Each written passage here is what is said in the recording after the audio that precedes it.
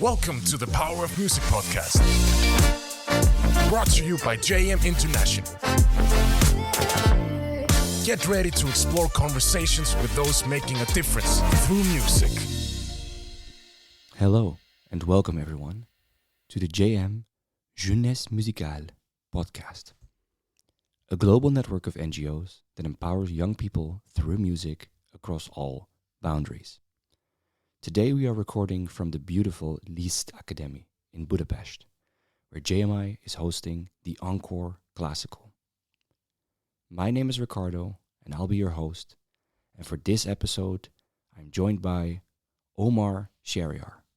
Omar is an award-winning composer, facilitator, researcher and peacemaker working for opera companies and arts festivals all around the world. Well, thank you very much for joining me. Thank you so much for having me. And I'm just curious, what has been your journey into music?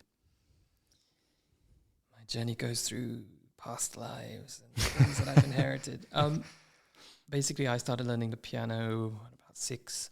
I saw a little home video of me at around that age, and I clearly didn't really care for the music. I just liked pressing the buttons and seeing the reactivity. Like, I do it, and it makes a thing. So I do think that has been one of the kind of driving forces of my musical career. It's like, oh, look what I can do. There's a lot to do with like Lego and construction and play that I just love making stuff and going, look what I've done. So anyway, that's kind of childhood stuff. My mother was a really formative influence on me. She plays the guitar and she's a teacher. She's a primary school teacher, and she would sing and play songs and incorporate singing and language learning with me and my brother, and she also did that with her school children. And it gave me the basis of a kind of confidence in performing that has lasted me throughout my life. My mum loves doing like silly little shows and silly little bits, and gave me this kind of shamelessness that's really been a massive benefit. It's been one of my core traits, I suppose. You could also call that boldness. Like that's the positive way of calling shamelessness. Bravery.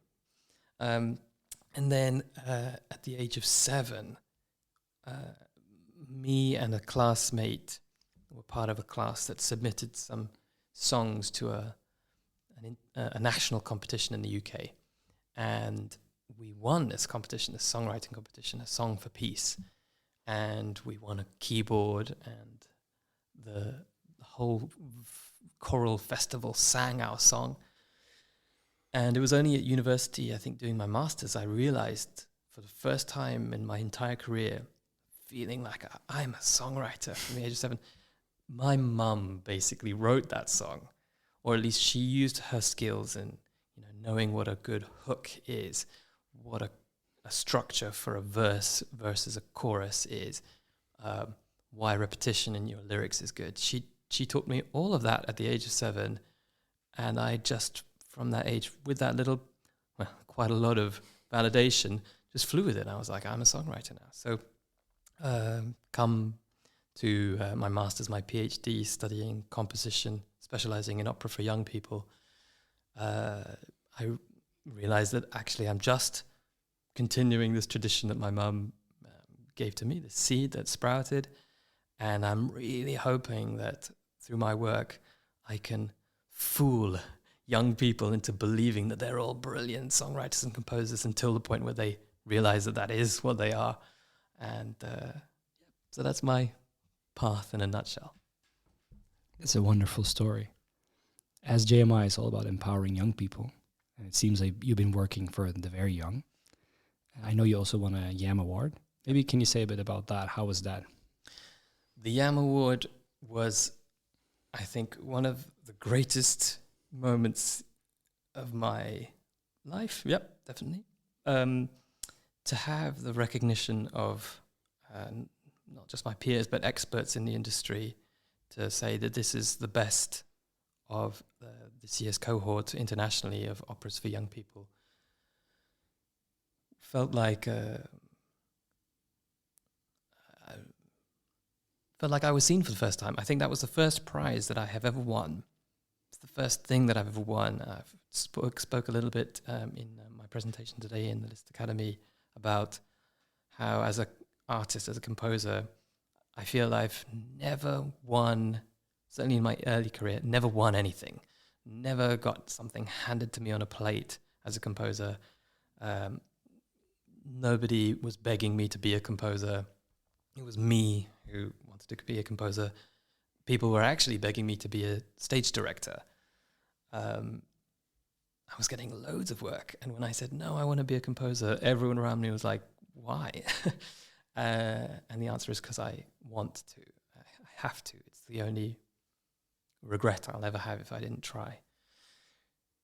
So winning the YAM Award, especially when it comes to being up against, Opéra National de Paris, Glyndebourne, the best opera houses in the world, and here was my little self-made production, but about a subject which I was so passionate about, and I was so clear was so necessary to talk about. I felt it was really validation of actually my skill as an opera producer for young people. And that opera was all about, it examined how we talk about terrorism, not just with young people, but with all people. And it was an opera that was made in collaboration with young people and professional artists, and the young people that were part of the research phase were also the performers, so they had all of the main roles. All of the adults had kind of supporting roles, and it was just, it was a project which I knew had to be done, and thanks to a lot of the skills I've learnt in my life through necessity, it was a project that I was so confident, like people would be stupid not to give money and not to validate this project. And as the award came and we were on the national news, I was just like, yeah, I knew it. And yeah, it was just like, great. There's so much I want to get into because it was such an amazing story.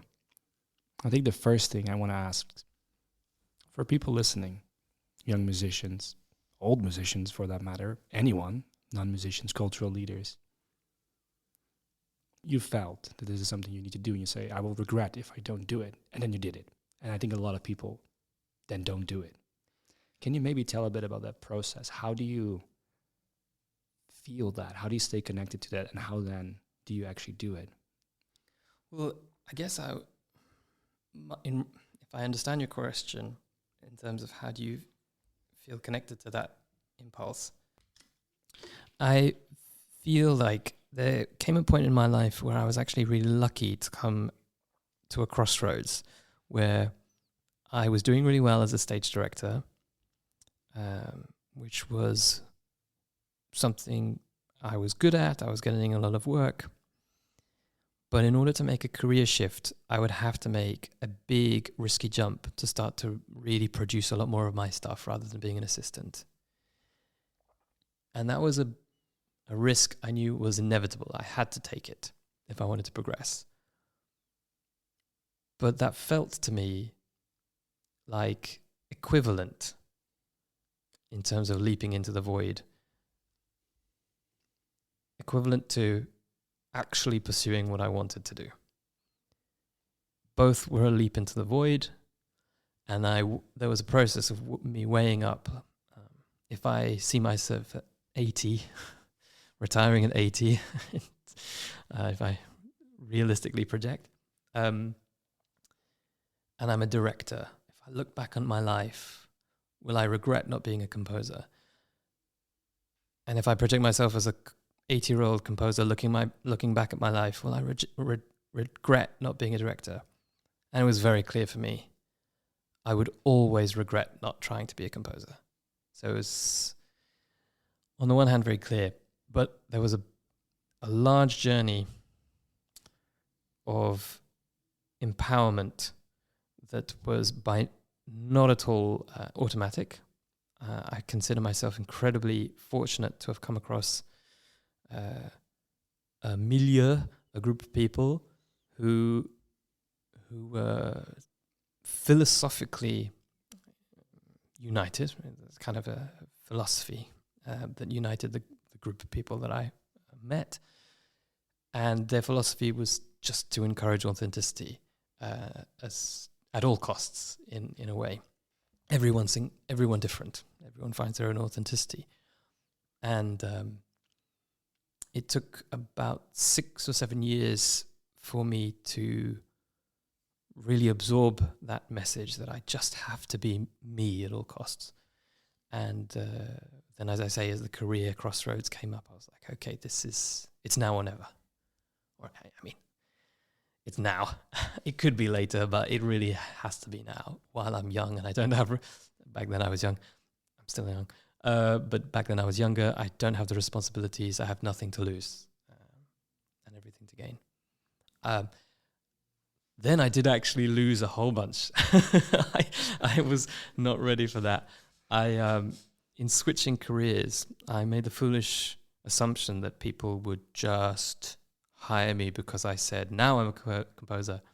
I was so wrong. It took a good 1.5 to 2 years for the industry to, I guess, in some ways wake up to my brand change, if you like, but also just have projects that needed someone with my skills. So I spent a good 1.5 with absolutely no money, unemployed, really struggling, went through a divorce, lost my house, all kinds of disasters, all of which made me stronger and pushed me to persevere and to motivated me to win, to show that it was possible.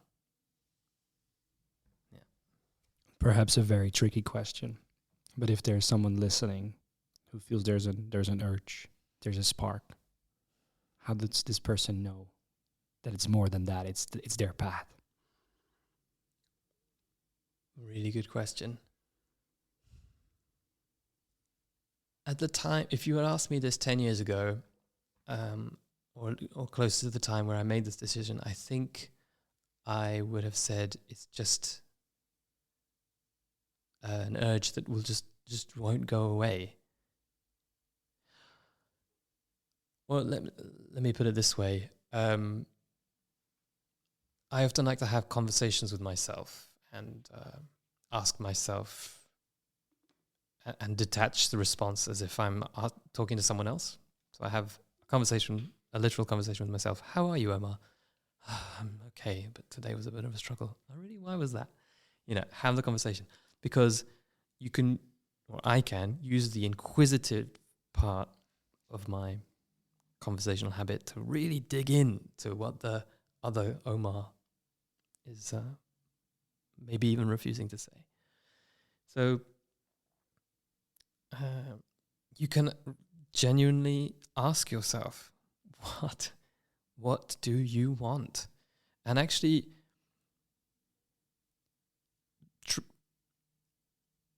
you have to trust what you come out with, irrespective of what you think. You have to trust it because it won't go away, because that's the reality of your emotional life, your soul. And it's okay to be afraid of the answer. And it's okay to worry that you might change your mind. But it doesn't matter if you change your mind. You can pursue it and then go 5 or 10 years time, do you know what, I'm done with this. And that's fine. But I think also ours as a generation, I'm 37 now, ours is a generation which has listened to our parents saying, do you know what, I wish I was a diplomat, or I wish I was a doctor, or I wish I was a musician, and looked at them and gone, why didn't you do that? Mm-hmm. What was stopping you? What, me, the child, your child? I was stopping you fulfilling your dreams? No, I wasn't stopping you. I mean, maybe it would have been really hard, or maybe there were other financial or economic obstacles, but or other systemic obstacles. But no, these obstacles are all in our head. I'm saying that from a very privileged position, but nothing stops us from trying. And there are so many cases of people who, through the journey of trying, have created some amazing things. I've got a career that I'm proud of, but it was not at all the career I wished for myself at the beginning. I wanted to just be a gifted composer, full stop, everything handed to me on a plate. That has not been the case. I had to work really hard, which hard work can be a chore sometimes, but I'm so proud of everything. So there's kind of no regrets, really. And also today we talked a bit about finding your why. Yep. And we did this exercise where you name a goal you have, and you have someone annoyingly ask you 5 times, 4 times, 6 times, why is that important to you? Yep. And I believe, and maybe it is not the case for everyone, but I believe that a lot of people, the moment when you say something that is true on a deeper level than just being a kind of propositional truth, it's kind of a lived reality for you, you'll know it. Yes. And I think it's the same with the path you choose. At some point, deep down, you know it. Yep. And I think you touched upon something that's very relevant as well, the topic of pursuing, going for something, I'd say a certain mindset. And today you talked a bit in your presentation here at Encore about an entrepreneurial mindset. Can you share a bit about that? Yeah, the entrepreneurial mindset is something that I've only come across really in the last 3 years, thanks to the EU Smart Composer project, which was a project, an Erasmus Plus project, which has 6 international partners. And the goal of the project is in some ways to make composers smarter, or at least to make their approach to their careers smarter, wiser, more realistic. What is smart again? Specific, measurable, action-based, realistic, time-bound. Enabling composers to not just enter the industry, but to enter it well, to maintain their careers well, to finish their careers well, so that they don't burn out, have to give up, lose hope, all this kind of thing. So entrepreneurial mindset was something I learned through this project. Is basically, entrepreneurship can be traditionally considered to be the big bad word associated with capitalism and materialism. But as it is applied in day to day, even entrepreneurs understand that that's not all of what entrepreneurship is. Real entrepreneurs, they know that there are social values and benefits that you can and kind of have to pursue in your enterprise. So recent kind of research in the academic, I suppose, study of enterprise and economics and the arts industry and all kinds of things has started to show that actually we can think about enterprise and business in a much broader way, in a much more realistic way, which is to do with people doing stuff in society and getting paid for it. Musicians, artists, we do stuff in society and we would like to be paid for it. But because we don't often focus on the business, we struggle and we suffer. But there are increasingly ways of approaching our work that enable us to do what we do better and to earn more and to earn for longer in our careers and start to think ahead about financial planning and all kinds of things. So entrepreneurship is something that artists do, professional artists do it already. We're already entrepreneurial. And I hope that increasingly we can just get over the resistance we have to this word. It's almost a stigma. Exactly, yeah. Which is unfortunate. Yeah. And I think a large part of the presentation was about, let's call it the ecosystem, the kind of different stakeholders within the industry, which, as we've seen, is quite vast. Yeah. But it's not something that musicians seem to think about a lot. It's like, okay, who is actually who am I making this for? The audience, but who's actually paying for it might be someone very different with different values, different expectations. Yep. Can you tell a bit more about that? So I have a personal experience about, and it really is through researching this through the EU Smart Composer. In order for us to put forward a methodology to teach conservatoire teachers how to train composers in their profession, I started to kind of think, how can I apply this to my own life? And one of the things we kept on talking about was communication with your audience, communication with your customers. And I realized, or I had assumed, that my customers, because I write a lot of opera for young people, my customers were young people, children.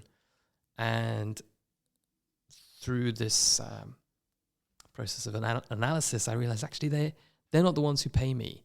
It's their parents who pay me. And then I thought, oh, no, it's not even their parents who pay me. Sometimes their parents don't even pay anything. It's opera houses and orchestras who pay me, and they're funded by the state. So actually my customers are opera houses. And here I am on Facebook trying to pitch my work to families. But even if they were interested, they're not going to pay me. It's opera managers who are interested, and they're all on LinkedIn. So I completely revolutionized my LinkedIn page and all this kind of thing, and started adding a bunch of people. And that's got me a whole bunch of opportunities to speak at conferences and work on another side of my work, which is training. But it's, I guess the point of what I was trying to present today is we've been taught to kind of assume things about our profession which aren't realistic and they're not true. And we have to have a moment to look in the looking glass and go, what is actually here? What am I going to do? Where can I make money? Oh, maybe I can approach them, or maybe I can team up with this person. Oh, this person has the skills which I've been so desperately needing for the last 10 years. I would be stupid not to work with them. It's about opening doors to opportunities.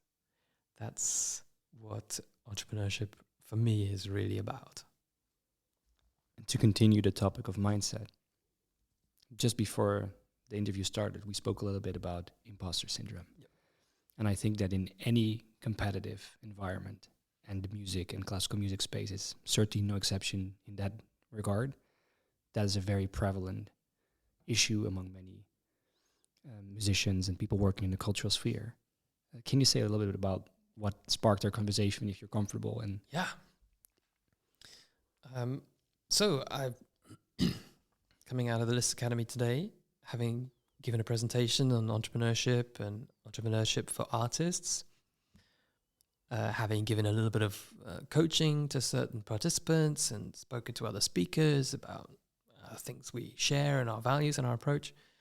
For some reason, on leaving the building, I was just struck by a wave of panic, of the feeling of, oh my God, this evening when we go to dinner, all of us here gathered here, they're going to realize that I'm a fake, that I have nothing to show for myself. They're going to see through me, and they're going to go, what are you doing here? And they're going to say, how could we have spent this money to have you speak, and give it back and go home? And it felt like a massive panic, a little bit like sometimes I have this thing where the coffee wears off, and it's just physical crash. It's a crash. It's exactly the same thing, a crash. It's like suddenly out of nowhere, zoom, and it all just descends.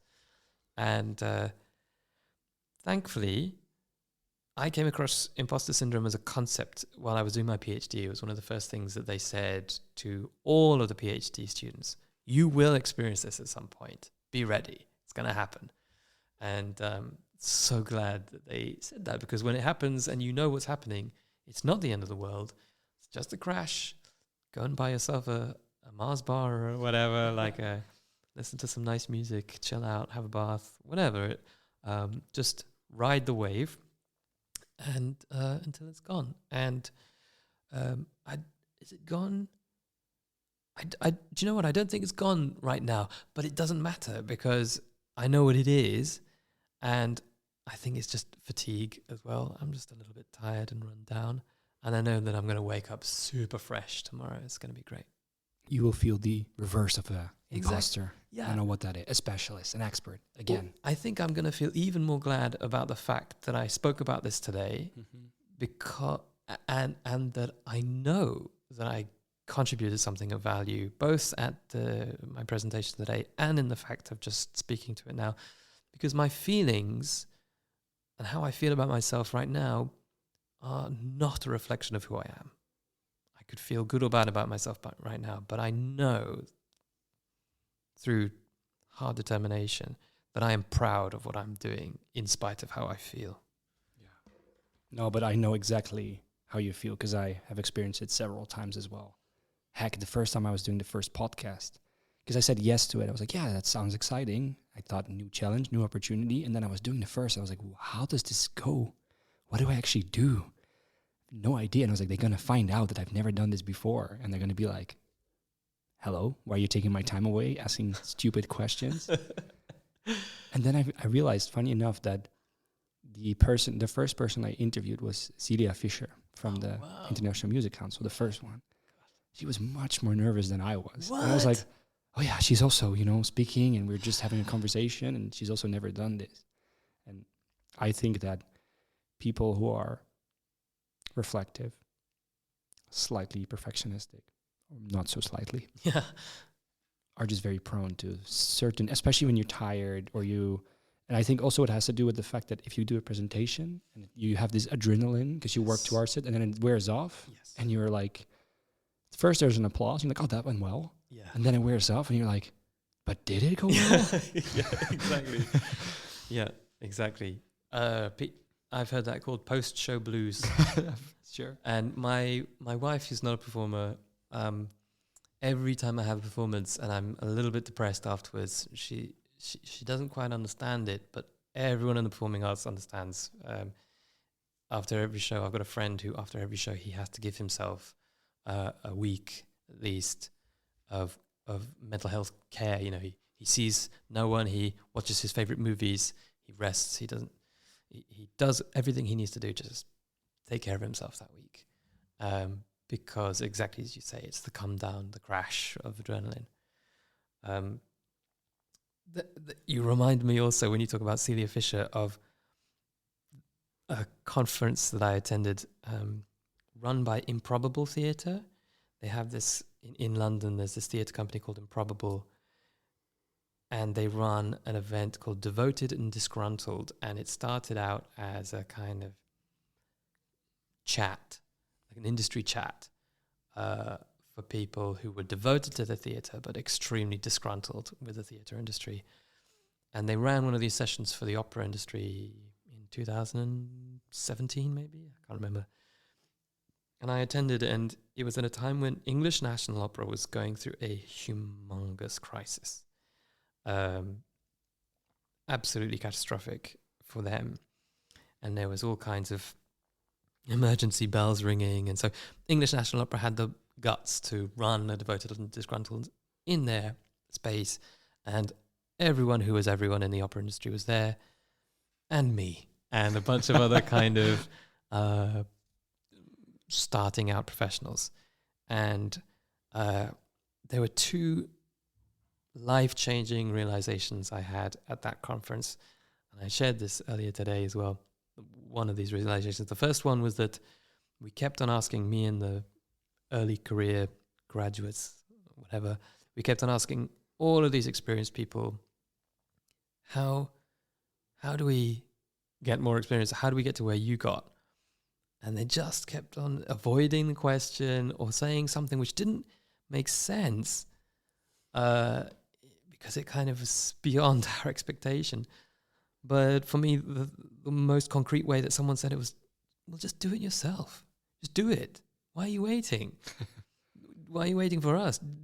You've got colleagues here. Why don't you do it with them? And suddenly I looked at my colleagues. I was like, why don't I do it with you?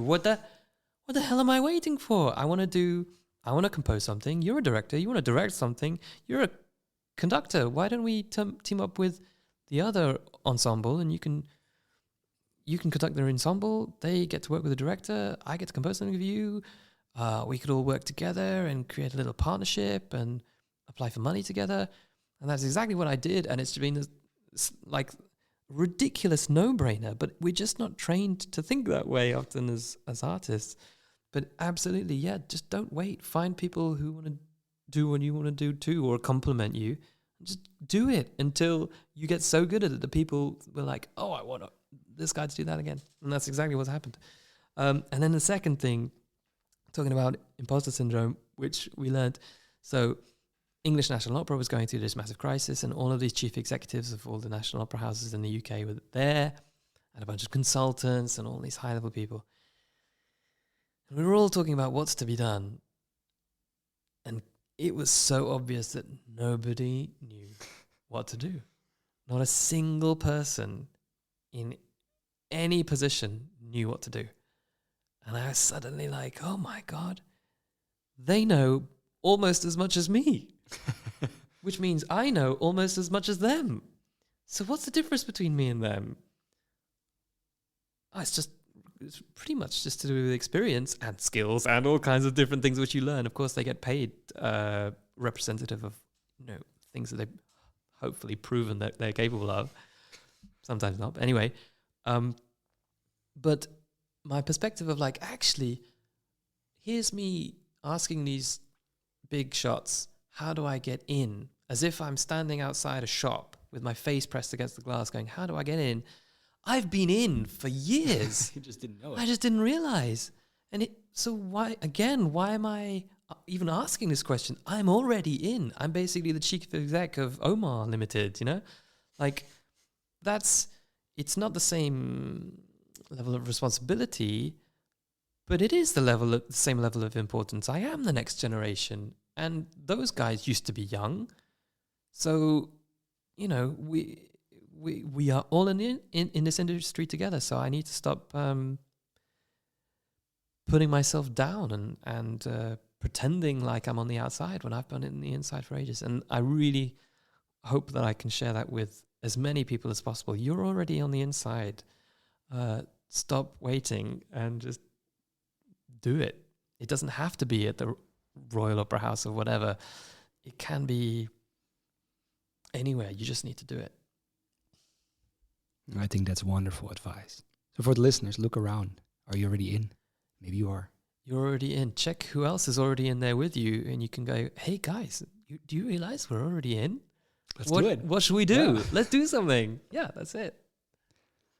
Let's talk about something that I know you know a lot about, so you can wear off all the imposter syndrome. And thanks. Besides the obvious, what do you think is the biggest difference when composing for a young audience? The difference in composing for a young audience.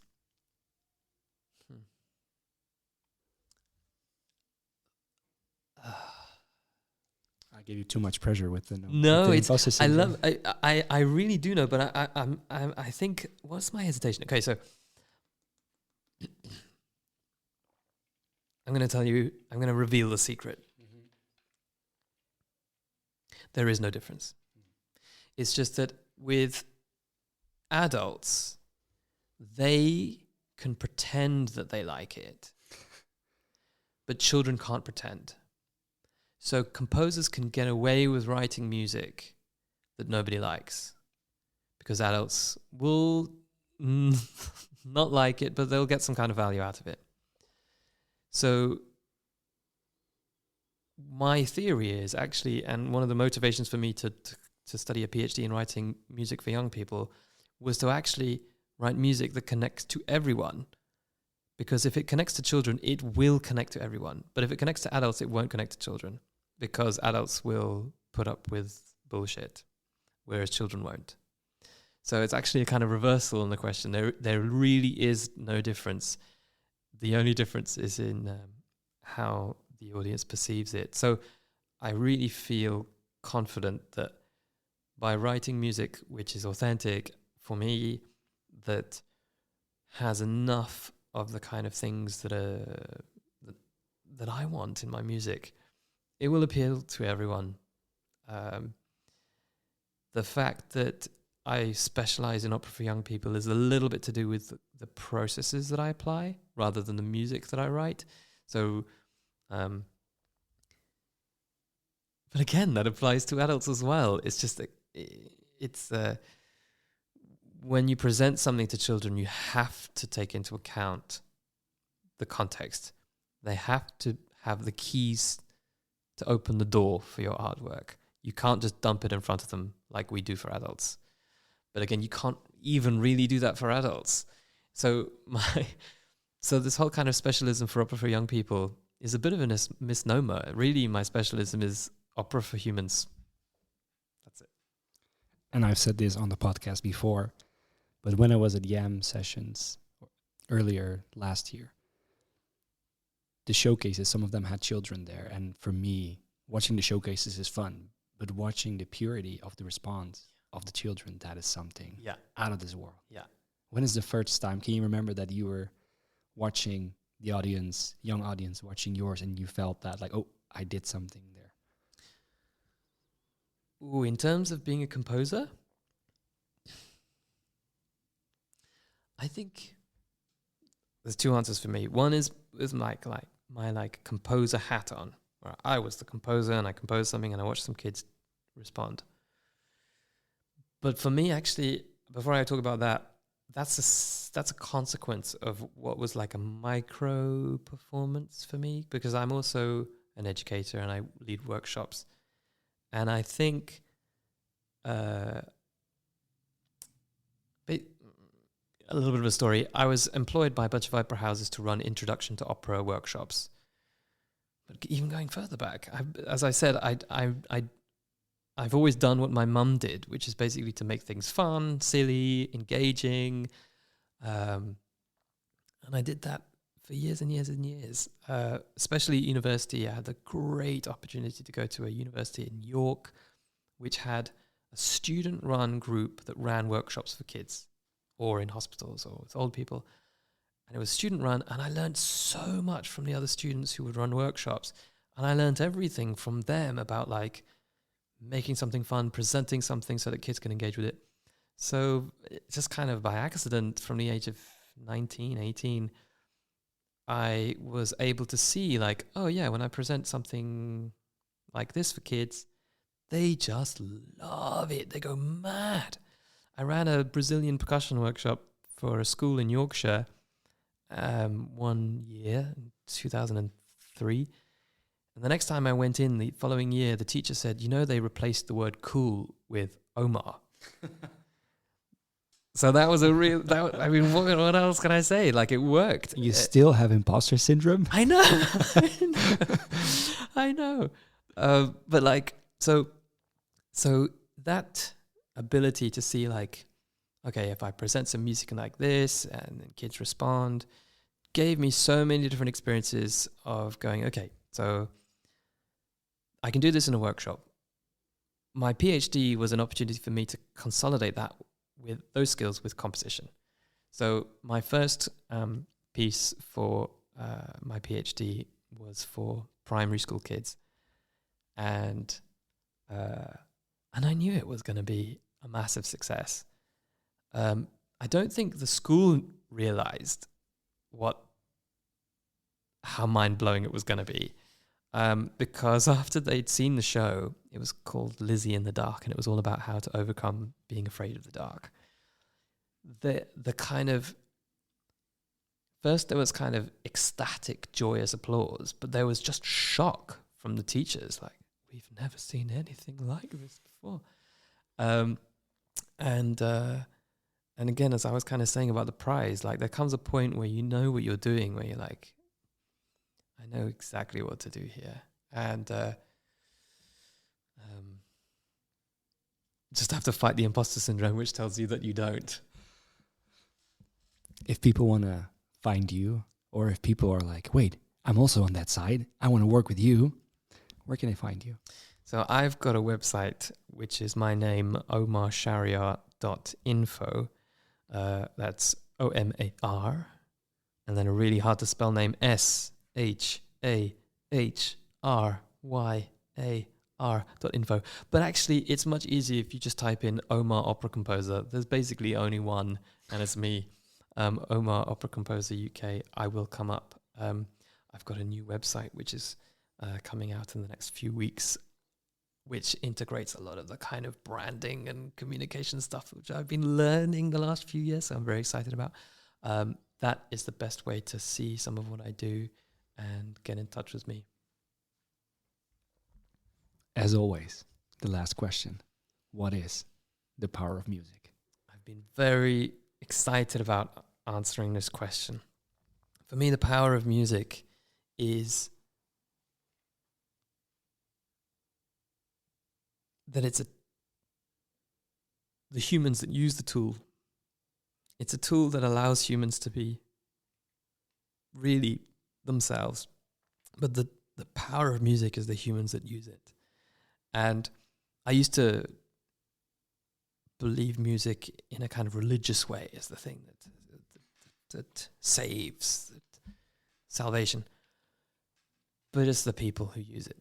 It's the people who are amazing. And it's the heart of every single individual that through the music makes us all want to be more of ourselves, inspired, connect with each other, love each other more, be more human, be more us. So yeah, it's the humanity and the human spirit, which for me is the power of music. Thank you so much, Omar. Thank you. Thank you very much for listening. If you want more information about JM or would like to get involved, visit www.jmi.net, where you can find more information and look for national member organizations. Or go to www.mubazar.com to get an overview of all the amazing opportunities for musicians. It would mean a lot to us if you could give us 1 minute of your time and review and rate this podcast. And in case you have any suggestions, please feel free to reach out to us through the JMI social.